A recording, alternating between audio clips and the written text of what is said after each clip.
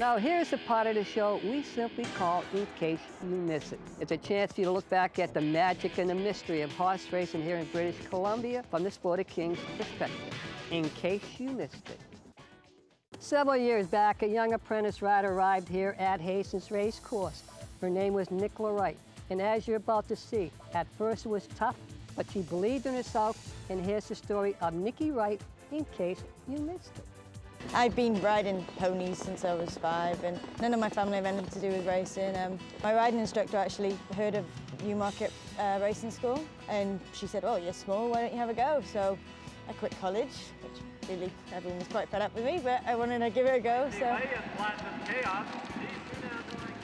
it's so tough there. You ride under contract, and Henry had 6 apprentices and like 2 horses that we could ride. So you know, you weren't, if you were riding and you were getting outside rides, you'd be driving for 5 hours for one in the last at 100 to 1, and it gets disheartening, you know. So I had a couple of winners, but I had the opportunity to go over to North America on a working holiday and go home. Let's get going. I happen to be at the Gap. Happened to be at the Gap, doing nothing. And here goes this little peanut by on a horse, and I did the classic double take that you see in the movies. The bang around, and I said, "My God, what was that?" Chased her back to the barn, found out that she was miserable trying to get going. She said, "Nobody will do this, nobody will do that." And I said, "What do you mean they won't do that?" 2 hours later, she had her license. Yeah, I think I'm going to let you breeze the horse.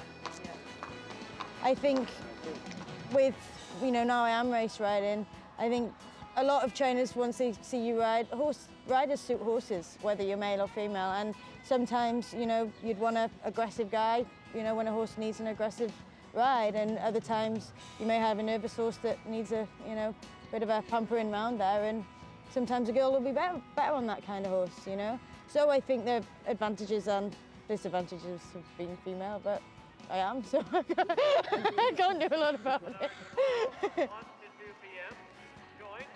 You know, I've been around a lot of riders.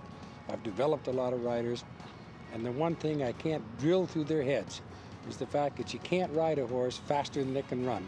And here was this little 100-pound thing doing exactly what I've been trying to drill into the heads of all the other riders naturally. And I said, oh my goodness. It's like finding the pot of gold at the end of the rainbow. I was just happy to get an opportunity. You know, I really wanted to ride, and I'd kind of just set the fact when I was down in LA, it wasn't going to happen, and I didn't want to go back to Britain. So just to have the opportunity, I was like, let's give it a go, you know. And we finally got going, and we had a good start. Once we got to the races, it really had a winner on the first day, and keep going. She's quiet and she's willing to learn. You know, that's a big part. If you're quiet and you listen to what the other guys have to say and try and improve yourself, then you're gonna get somewhere. So that seems to be what she's doing. So she'll be all right. Mel's always had an eye for a rider and a horse. And anybody I bring up here, he tests out because he is my brother. And if he likes him, he says yes. And if he doesn't, he says no. So he took one look at her and said yes. You know, this will be my first full season riding. I only rode not even 2 months at the end of last year.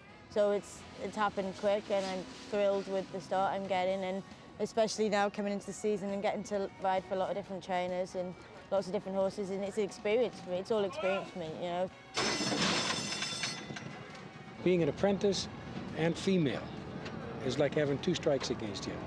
And the response that the people have given her here is just outstanding. Without mentioning names, I brought a lot of riders up here, top-class riders. And I've gone into barns and they flat told me I wouldn't ride an apprentice if it was the last one, and the same ones that wouldn't ride the apprentice would say, I wouldn't ride a girl if it was the light scratcher horse, if that was the only rider left in the room. And those same trainers have come to me without me going to them and said, is Nicola available? And I've had the glorious opportunity to say no. Payback.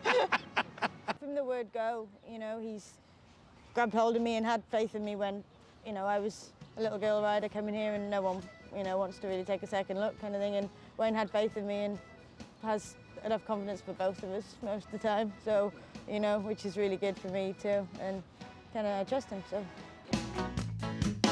Now, as far as what Nicola Wright is doing right now, after several riding accidents, she decided to return home. She retired from riding, but she still is involved with horse racing.